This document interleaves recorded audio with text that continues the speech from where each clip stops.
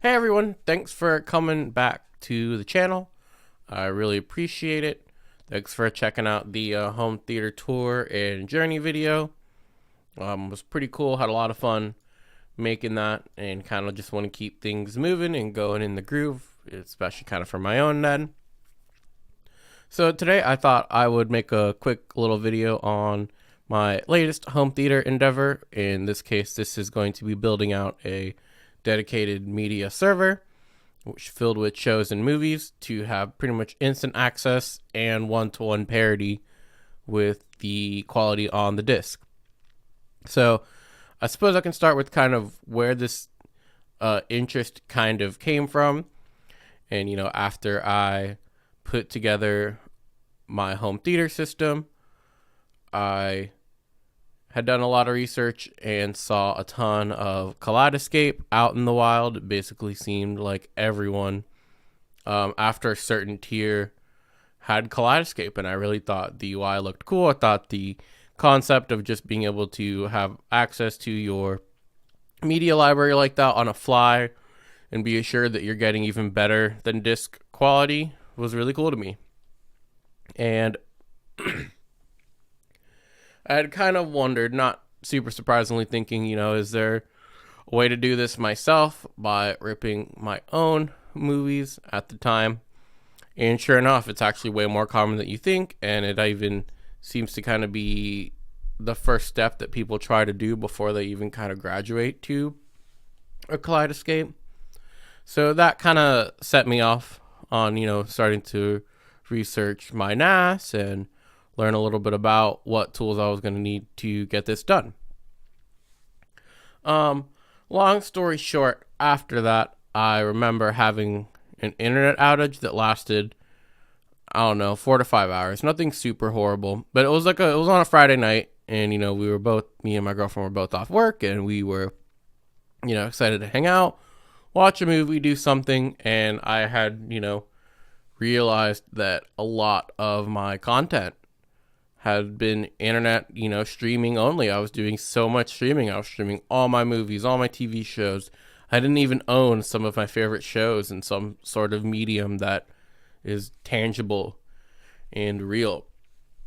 And so I was like, this is a really, really good excuse to kind of load a hard drive up with a lot of my media. In the event that this happens again, we can kind of put on whatever we want, and it doesn't even necessarily really feel like the internet is out. We just have something on the TV to play for background noise while we scroll on our phones or talk or hang out, that type of thing. Next thing I did want to talk about is the devices that you can use to stream media from a local server. In my case, obviously, I went ahead and just am using my Apple TV for now, but there are tons of other options. You can do an NVIDIA Shield Pro, you can do a Zidu. The PD is not really in the question anymore. It seems like that Arvolution Player 1 just got released as well that people are checking out. So there are options to stream your backups, your shows. For the sake of my setup, I'm just using the Apple TV. It's the main device that is pretty much always on if the theater is in use. So it makes perfect sense to me to just go ahead and use that. I chose Apple TV just because of my investment in the Apple ecosystem. I'm just kind of like a fan of the Apple feng shui. I think their UI design is key. I use pretty much everything on the channel has been used with an iPhone and a Mac and Logic Pro and Final Cut Pro. So it just made sense. And I started even doing a little bit of renting. And if I do start to kind of put together my own digital library, it's probably likely going to be through iTunes. So that makes sense for me. With that said, I can't really talk about the praises of the Apple TV without talking about some of the limitations, especially when it comes to streaming your own physical media. The first one that is not extremely important to a lot of people is there is no Dolby Vision Profile 7, and Profile 7 is what they use for Blu-ray discs, and Apple, I believe it's a hardware limitation, or in software. I'm sure essentially. I'm sure the hardware could do it just fine. But essentially, there's not anything anyone can do about it. Apple just doesn't allow it. They only allow for Profile 5 and I believe 8. So you're not getting your Dolby Vision off the disc. For a lot of people, that's not necessarily the worst thing. For a lot of people, this is a big one, and there is no lossless audio on Apple TV. If you are to play an Atmos soundtrack over something like Infuse, for example, you're just going to get the 7.1 True HD track, and it's going to scrap that Atmos metadata. Again, people at Infuse have said that this is an Apple TV limitation that they have put in place. Would be really interesting if the Apple TVs they released this year allow for this, but I don't feel too optimistic on that front. So for a lot of people, that can be a deterrent. If you've got 7.2.4 and you want to stream your Blu-ray remuxes or rips, you probably are better off going with some sort of dedicated player that's going to allow for Atmos. Currently, my system is 5.2. And in the near future, I definitely see myself going to 7.1. So this really doesn't continue to be an issue until I go OLED. And then then Dolby Vision Profile 7 might matter to me. And it may have me consider where I want to go with this. But, yep, that's really that. Another thing I did want to touch on is why I picked Infuse. This wasn't exactly the hardest decision. I kind of just went through, Jellyfin and Plex, and this UI just really kind of stuck with me. I like the picks of the day. I like that it shows me what I've recently ripped, pretty much in order of my movies. I like the metadata information when I go to open something up. When I have something open here, you can see it gives me actor information. Gives me some other movies. It even seems like it tries to kind of ask for similar things. Whoops, I didn't mean to play that. I just wanted to pull it up. So yeah, the decision was pretty easy. And I just kind of liked the way their movie wall presentation worked for me. And Infuse doesn't really require any type of like client side installation. I have an SMB with all my movies, and I just point Infuse at it on whatever Apple device I'm logged into, and it goes ahead and finds it right away.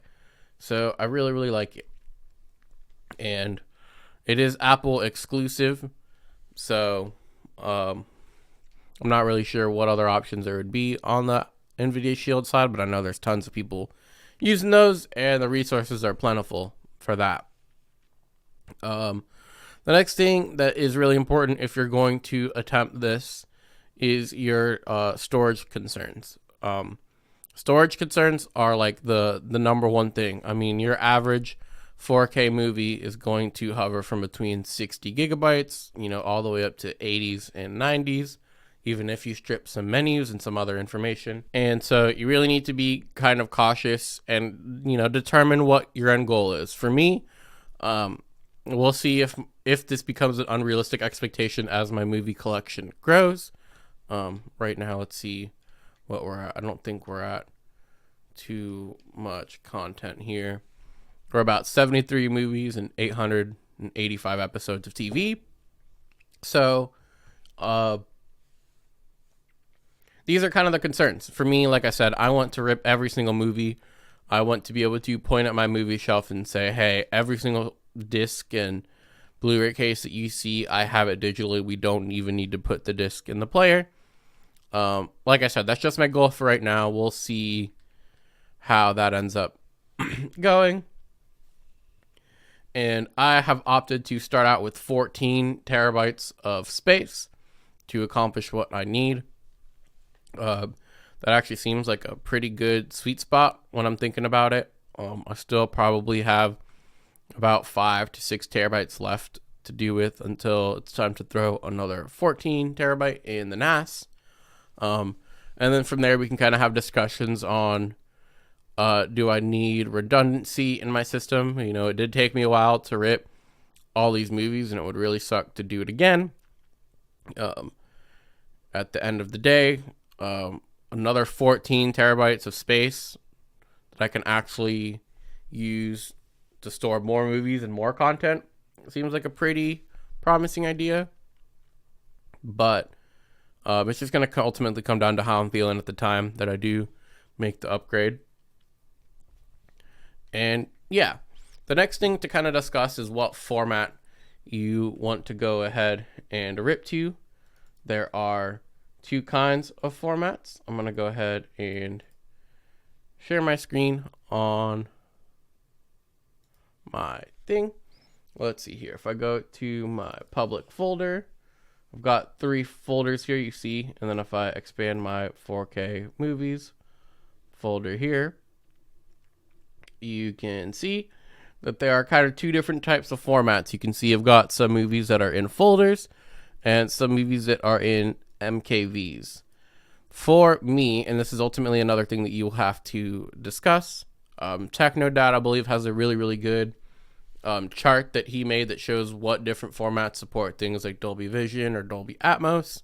I'll throw that up here with the credit to him as well to help me kind of figure out. So I did talk about earlier how my Apple TV currently is not going to allow for the pass-through of Dolby Vision. And regardless of that, I still want to be at a point where if I go to another media device, I can obtain that Dolby Vision metadata. So I have chosen to rip discs that are Dolby Vision discs in the BDMV format. And the BDMV format is a full one-to-one copy of everything in the disc. You can kind of think of it like an ISO, but it's not quite an ISO. And when you do it that way, I am gaining Dolby Vision later in the future, but I am losing the ability to strip menu information. I'm losing the ability to take out extra language and subtitle tracks. And again, this is a thing that you have to kind of talk about when it comes to storage concerns is if you just want to conserve the maximum amount of space. I know a lot of people that just rip everything to MKV and they say, screw Dolby Vision. It's more worth it for me to just be able to scrape every last bit of information out of these discs and only keep what's pertinent to maximize the amount of storage. And that's totally okay. You know, there's discussions on how much Dolby Vision even really matters compared to an HDR color grade anyway. For me, I mean, I'm pretty much watching all my content in HDR10 and forgoing the Dolby Vision for now. If I really care about Dolby Vision at this point, I'll put the disc in, and I have done that a couple of times. But if you've watched the last video, you know I'm not on a flagship TV by any means. So it doesn't really necessarily matter to me for now, but I do care about future proofing. And this is why I do it this way. And that is pretty much what I have for here. The final topic I did kind of want to mule on a little bit are TV shows, because TV shows have been, I mean, you saw I've got 885 episodes of TV, and there's not a ton of shows here, as you can see. So when it comes to ripping TV shows and organizing them and putting them in your centralized media server, I actually think there is a strong argument to just maybe not even bother with TV shows. And I'll explain why in a little bit. But ultimately it comes down to just your time commitment and how much you are willing to put into having something like this. For me and in my house, we're watching a lot of TV shows. And that's one of the things that, you know, in the event that an internet outage goes out, I've got tons of options here to just throw something on and make it feel a little bit like our internet isn't out type of deal. So that necessarily when something goes out, we aren't just like, okay, we have to absolutely watch a movie. And that's important to me personally, honestly. I guess we can kind of talk about my TV experience, and we can start with what works. And so far, some of the easiest rips for me have been a lot of these HBO 4K UHD shows. There's not a lot of obfuscation and crap that can happen when you've pretty much got 3 episodes a disc. And at that point, I mean, the episodes take a little while to rip, and then you can, it takes 2 seconds to open up one of 3. You rip episodes 1 through 3. You've only got 3 files to really sort through. Where, like an example, on a 1080p Blu-ray, you may be getting 5 or 6 episodes per disc, and those 5 or 6 episodes may not even be in the right order. You don't really necessarily have to deal with that when it comes to 4K UHD shows, because you can only, you're not going to fit 7 4K UHD episodes on a single disc. So those go pretty easy. Another example, Cowboy Bebop is one of my enjoyed animes of choice, and so it also came really, really convenient. I think this one did have 5 or 6, 7, 8 episodes a disc, but they were all in order, and I know that because I still checked anyway, because I am paranoid. And occasionally you will get some things like that won't give you too much trouble when it comes to ripping. And that case, it's your best case scenario at that point. You just find the files. They're pretty much titled before you rename them to whatever Infuse's naming convention is.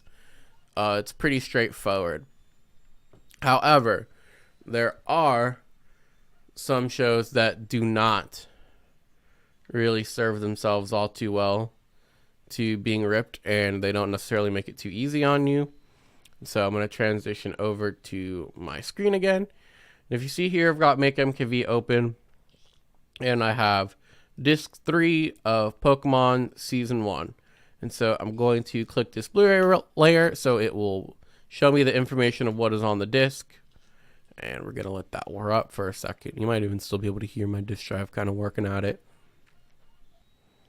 All right, and here we are. And if we notice, we have a nightmare scenario when it comes to this particular anime, and all 6 discs in the collection are like this.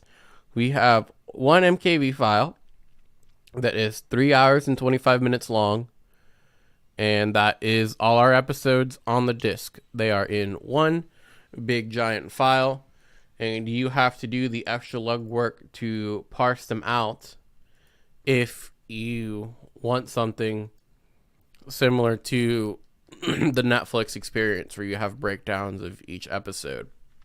And this is where I'm saying this is really where the time commitment gets, and you have to make the judge on what type of media you have on your server and what you want.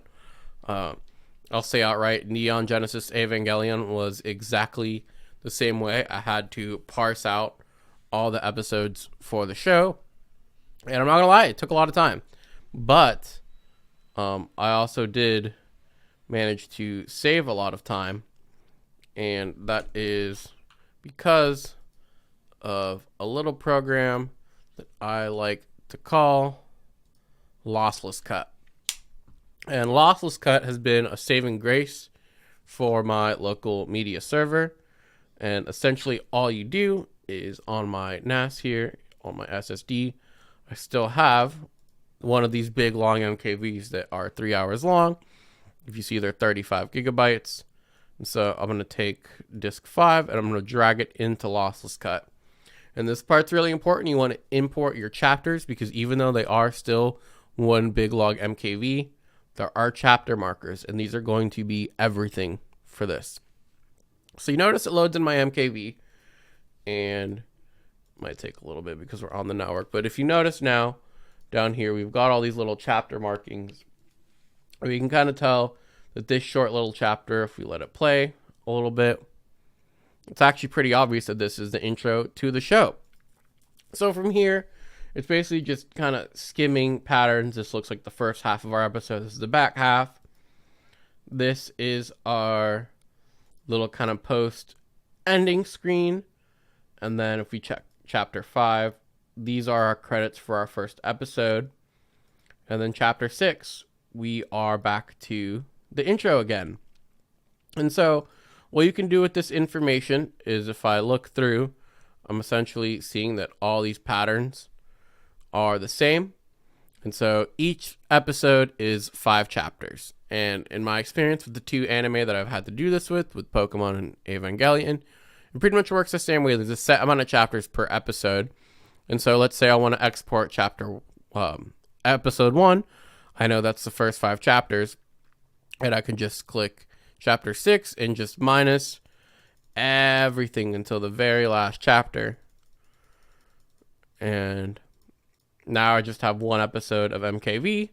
I could export and merge it and go back to my NAS, to my public folder.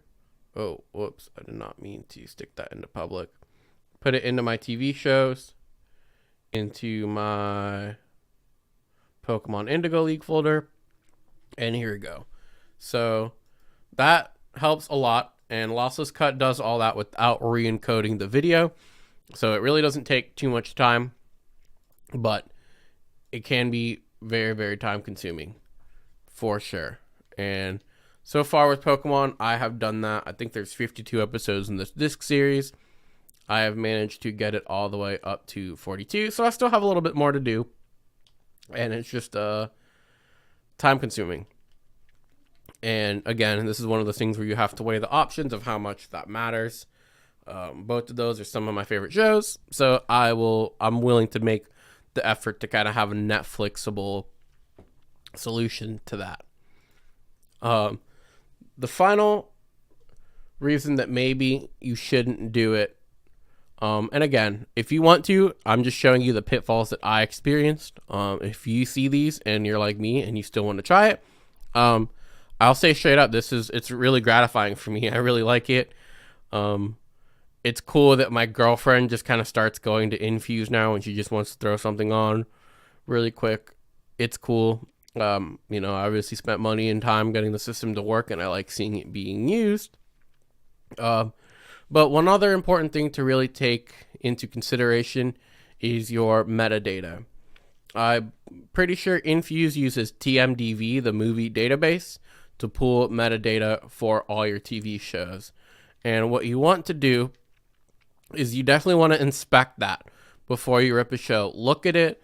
Look at the episodes that are on your medium that you're going to be ripping, and make sure everything seems to be right. In my one of the pitfalls that I had was with Pokemon, there are a few episodes that are banned in the US that did not get released on the physical edition that I have, but they did still air on TV at the time. Therefore, TMDV has an entry for that episode that I don't have on my disc, and it will throw off my naming conventions going forward. A good example is this Beauty and the Beach episode was banned and not released on any physical media versions, but TMDB still grabs it. And so once I had it all here and I was inspecting, once I got to episode 18, all my episodes going forward were one off because I was essentially missing an episode. And I went and found the episode off, I think, I'm trying to remember where I got it. I think it was one of those archive sites. And I filled it in just for me. There is another example here where we get a skip in an episode because another one was banned. Here we go, 35, and I just opt to skip it and rename everything properly going forward so that at least my episode names would match the metadata. And I know at the time TMDB does have multiple metadata categories like TV and DVD order, but currently there's no way to toggle on Infuse whether it should use that or not for each show. So that's kind of up to you to decide again, and just kind of inspect your metadata and make sure, because I know there are some shows that are much, much worse than others, and you want to be careful. You want to be careful that things are getting right. You don't want to rip an entire show and not verify episodes. Another example is Justice League here. I was running into this weird problem where I was having mislabeled versions, and the issue actually ended up being that on TMDV, the first episode, Secret Origins, is split into one. And so I used lossless cut because lossless cut can also merge MKVs. So I just merged the first 3 episodes into this one file. And then from there, I just went and, renamed everything correctly. And for a lot of these, I had to click and watch the first couple seconds of each episode because the order on the disc is not necessarily always straightforward. Sometimes it's backwards, and then an episode randomly skips. And, I have to suspect that they're doing it to kind of mess with people that are doing this to, obviously publish it in dubious and non-legal ways. So that makes a lot of sense to me. And you just have to be careful. It really is time consuming, but it is satisfying for me personally. I mean, I'm really proud of this movie wall that I built out. I'm excited to see it grow. I think I have a pretty foolproof plan that, now as soon as I buy a Blu-ray, I have the space to just immediately rip it. And if it doesn't pass, it's getting returned until I can get one that passes. And I know that all my discs in my collection are good. And I've got one-to-one backups that I don't have to necessarily really worry about. That kind of gets me into like my final closing discussion on, how worth it is this for you to build out? As we're seeing Best Buy, truly, we're going into 2024 now, almost February, and we really are seeing that they're serious about this. They're not changing their word. They are dumping their stock. There's not going to be any more physical media sales. I'm of the opinion that if we keep buying, they should keep making. Oppenheimer did really, really awesome physically, and Nolan was kind of a big proponent. Obviously, we're going to see physical media rail down, and the future is going digital. I'm not super happy about it, but I lived with digital only. If we can get a quality boost in what we get from streaming, I think that'll satiate a lot of people. I personally do like, holding a movie. I like that part. But truthfully, at the core of it, I'm into physical media because it's where I can get the best quality for not kaleidoscope prices. And so if streaming services really start to kind of up their game on that front, it might be something where I lay back on continuing this. But at the moment, if they continue to release 4Ks and the bit streams seem to just be better on disc, I'll keep doing this until the very last 4K Blu-ray gets produced, and I'll have it on my NAS. So there's kind of a lot to discuss on where the future is with that. But if this is something that you're thinking about doing it, I hope this video doesn't deter you. And I hope in ways it encourages you, because you can kind of know the roadblocks that other people are running to. I kind of had the same discussion of, is the future of physical media worth me doing all of this work for? And for me, now that I say that I'm here with a pretty solid movie library, I'm happy about it. I'm really happy about it. I'm going to continue doing this. All right, so to wrap this whole thing up, that was just, the trials and tribulations that I kind of ran through when it came to setting up your media server. I hope you learned something. I hope there are some things that you weren't considering before that you have. If you do have your own media server, let me know in the comments. What do you do differently? How do you rip your movies? Do you agree with my philosophy? Do you disagree? Let me know. Let's talk about it in the comments. I really appreciate everyone checking out. I hope everyone has a safe rest of their week. Thanks for checking out the channel, guys. Goodbye.